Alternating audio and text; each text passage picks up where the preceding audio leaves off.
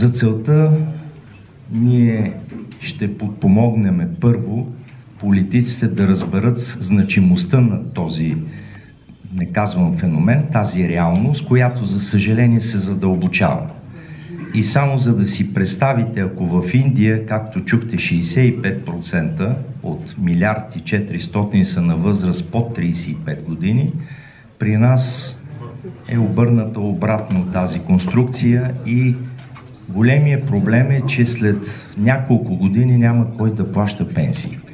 Така че обединяваме всички своите усилия, тъй като до момента всеки коментира в различен формат тази тема, която е ключова. Аз съм в фармацевтичната индустрия и мога да ви кажа, че в моето производство това е хронична тема, но не само там.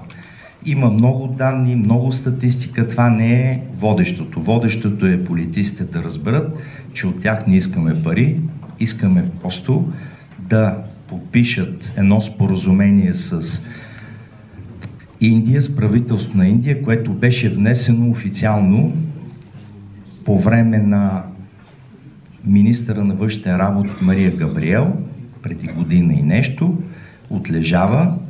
Там правителството на Индия се ангажира, както и негово превъзходителство каза, всички, които не спазват правилата, да се погрижи за тях, т.е. темата с миграцията не би трябвало да бъде проблем.